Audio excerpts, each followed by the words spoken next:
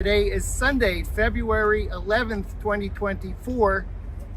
You're watching WGAN-TV on location at GeoWeek in Denver.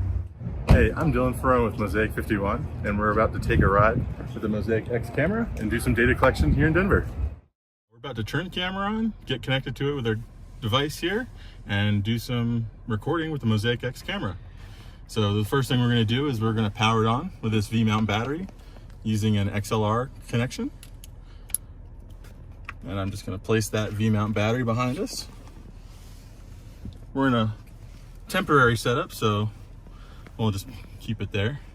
And then we've got the Ethernet cable that comes from the camera plugged in via USB-C to this Chromebook here. And so as the camera boots up, we'll see it come online on this screen here shortly. Okay. Are we capturing Google Street View like imagery? Yeah, that would be a good equivalent, is Google Street View type imagery. You have the ability to set the camera in various settings so that you can record sparsely if you need to not have a ton of data, so maybe every 5 meters if you wanted to do that, or you can just go in frames per second mode, up to 10 frames per second, and record to your heart's content. But you can do basically capture all day. There's a 1 terabyte SSD inside of the camera up there that's hot swappable, so you can take it out and replace it with another one. And this gives you the ability to do large scale roadway collections easily and fast. So if we think about it as Google Street View for private use. Yeah, it's your own Google Street View camera. So an industrial grade camera that's going to give you a high quality output that you can put into any number of applications that support equirectangular images. And it's not vendor locked. All the data is in unencrypted, non-proprietary formats. So you have the mobility to take it wherever you want and use it in whatever way you'd like to. So is the which Mosaic camera is it that's mounted on the top? This is the Mosaic X camera. Mosaic X. And think about it as a 360 camera on steroids? Yeah, it's got 6 camera lenses, and so it's going to record 6 individual video files or video containers, and then you'll just stitch those together after you're done. Higher resolution than perhaps an under $1,000 camera. Absolutely, yeah. Your final output resolution with the Mosaic X is going to be about 13K for that equirectangular panorama, and so you'll have really good visibility and clarity for identifying things such as texts on signs, which you might use for doing object classification and things like that if you're trying to do machine learning on your imagery.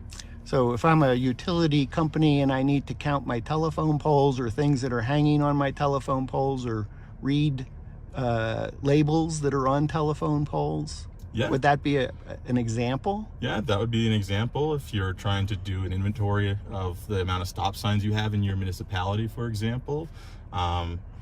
That's another use case for it. Or maybe you're just doing a preliminary assessment of roadway conditions for a contracting job you might have if you're building a highway or repairing one, and you might want to have a historical record of what things looked like versus what they look like when you're done. Okay, great. And so with that, we can get started on a quick trip here. We have it's called the Web UI, and you can work with pretty much any device: iOS, Android, Chromebook, Windows, Mac.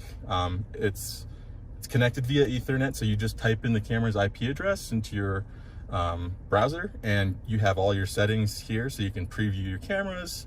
You can change your settings here that you might want to change if you want to do the distance-based triggering. So for example, we're going to go at 3, we'll go to 5 as an example. Save. So every 5 meters it's going to take that frame and save it for us. So we're not doing video, we're doing 360 photos, and we're doing them every 5 meters, which is about every 15 feet. So the camera is running at 10 frames per second constantly. Okay. And that helps with auto exposure, basically getting that auto exposure value calculated faster because the frames are still running. it's not every 5 meters it takes a picture. It's every 5 meters it keeps that frame. Got it. Yeah. So all right, cool. It's a great way to run the camera, because again, when you're going between like maybe an urban canyon, you've got really shadowy areas, and then out into a bright spot, you're running at that 10 frames to update that exposure. So that really helps with that. Storage, you can see how much storage you have free. You can see all your satellites. And then you've got some information down here at the bottom about we're capturing in frames mode and distance-based triggering. So it's going to say we have approximately 92,535 frames left that we could record with the given internal storage that's left. So I am going to go back to our preview. Looks good. And I am going to start it. Recording. So I see on the screen 6 images, so those are the 6 lenses. That's right. Yeah, those are the 6 camera lenses that are on the camera itself. So is that kind of a visual check to say, oh yeah, it's plugged in, it's working, it's recording, we see stuff happening? Yeah, and also if you wanted to check things like, you know, is my exposure value good? Do I want to adjust something like the gain, for example, or do you really want to fine tune your collection settings? Personally, normally I've operated the camera for tons and tons of hours and hundreds of miles. And I use a pretty, like maybe 3 different kind of presets, if you will. The camera itself is pretty plug and play when it comes to that regard. The camera is industrial grade, so it can handle being off-road and all sorts of road conditions.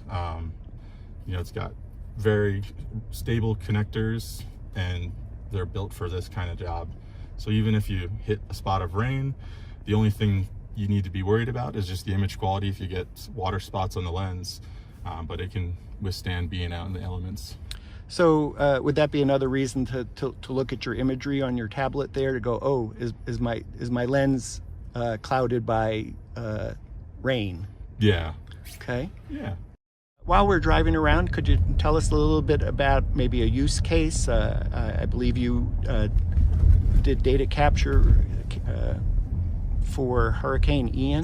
Yeah, it's actually a pretty interesting story. I was a Mosaic customer before I worked for them, and we had just gotten Mosaic 51 camera when shortly thereafter Hurricane Ian had devastated Southwest Florida, in particular the town I'm from, Sanibel.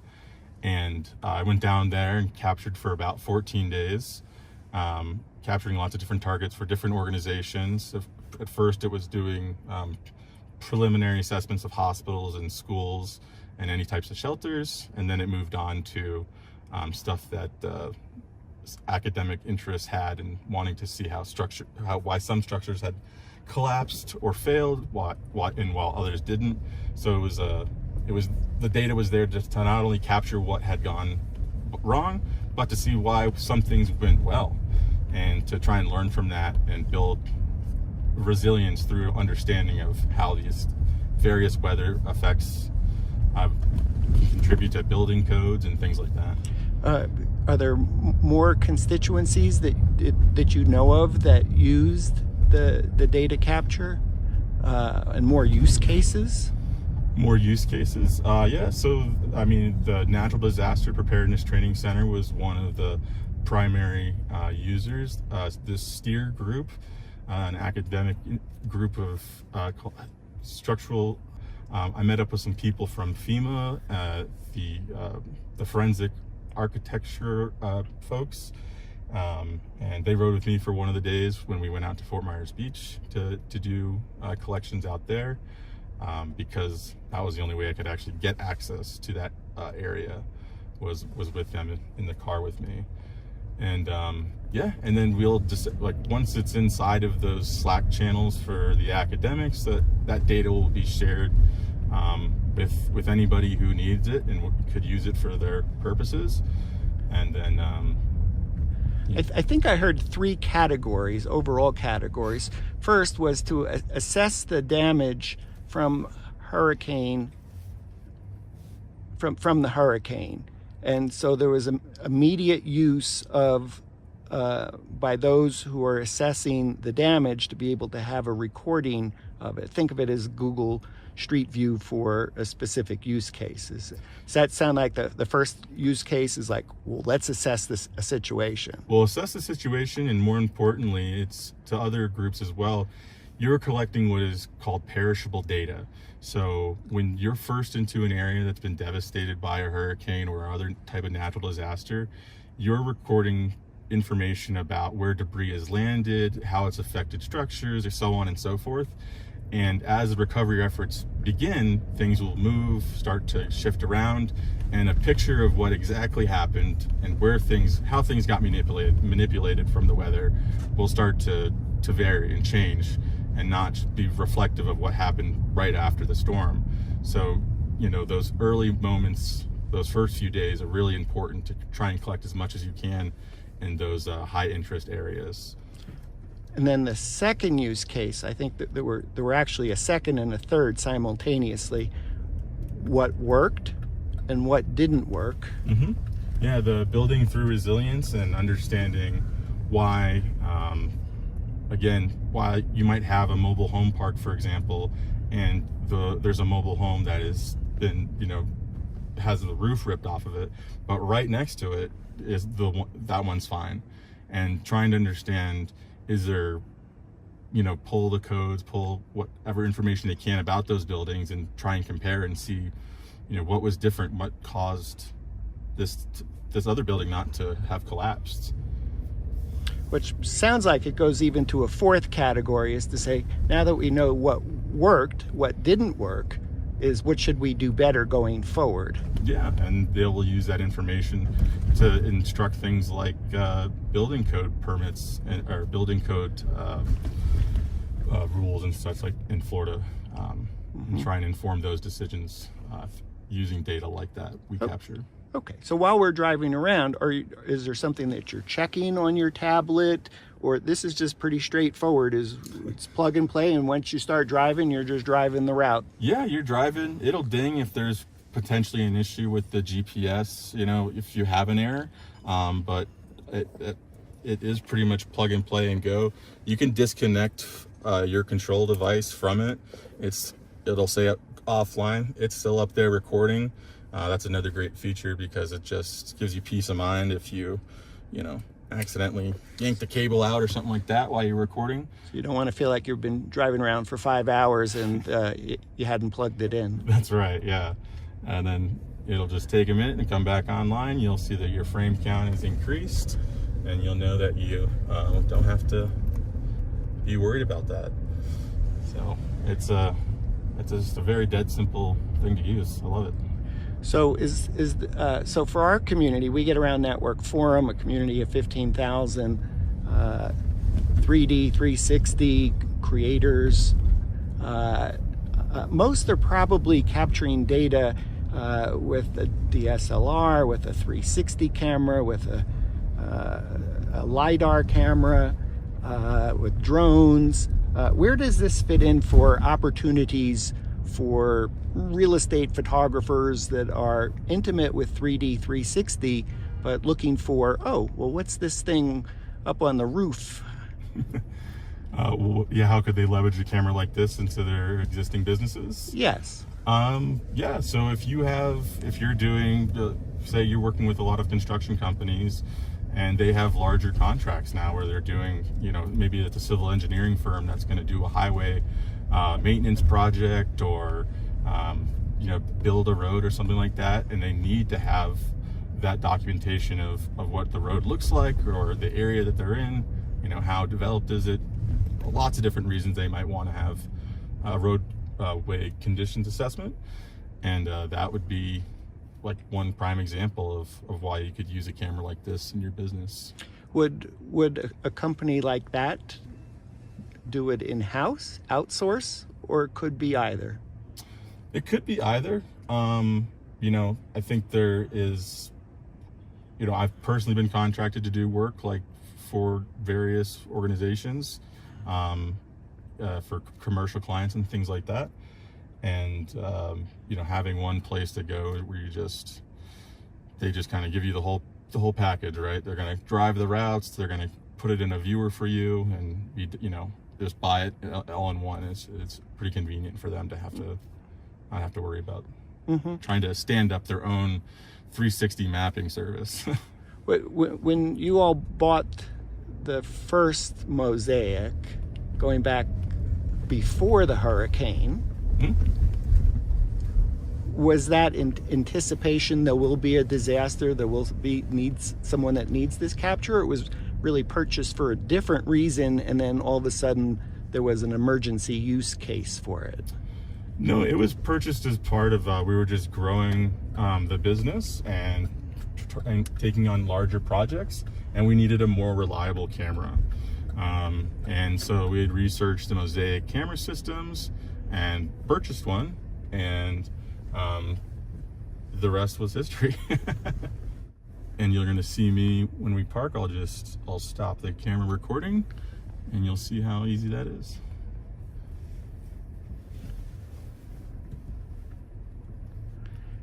Well, here, just real fast. You stop your recording. Recording stopped. You get an auditory or audio cue that your recording is stopped, and you're done. And then once you finish for the day, for example, I showed you that battery earlier. Yep. We would just go ahead and turn off the camera by unplugging it. And where is the data? The data is stored in a removable SSD that's got a USB 3.1 interface on it. So you'll remove that from the port on top and pull it out and stick it into your computer. And how much are you worrying about, like, is there enough elevation so I don't accidentally topple the camera off the roof?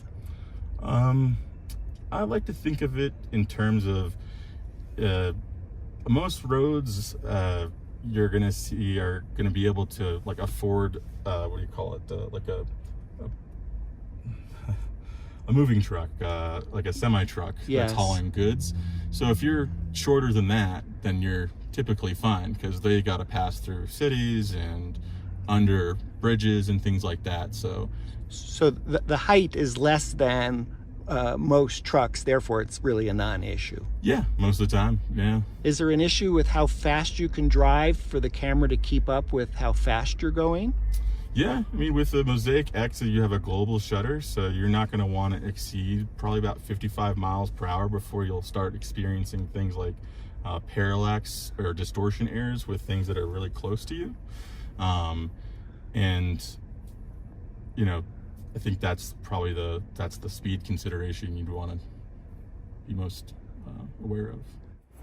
So here are the SSDs that go inside of the camera.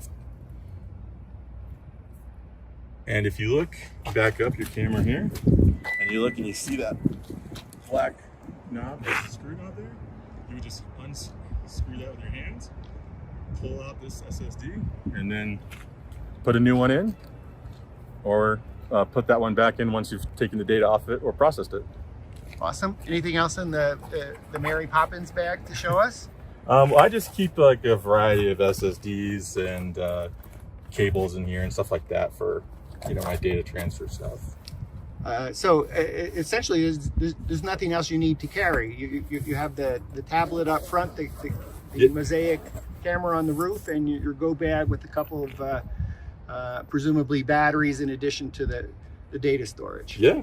And one thing I didn't touch on while we were in the vehicle that I should have is with the Mosaic X and Mosaic 51, you do have the ability to use higher precision instruments like a precision GPS or GNSS, maybe one that's using RTK to give you a really accurate, like centimeter level precision on where your images are. So a big picture for clarification, the Mosaic is capturing the imagery only. If you need LiDAR, that's a separate attachment from a different company that would get attached. Yeah, LiDAR is a different thing altogether, but it comes with its own GNS receiver.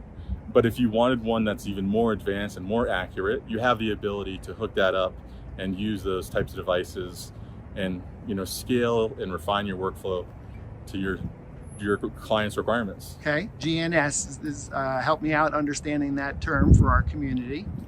What global navigation satellite system? I don't think that's actually what it stands for, but it's GPS essentially. GPS, a fancier name for GPS. Yes. And if you need a device, you can attach that. And I imagine something above the camera or below the camera has the appropriate hardware to enable that.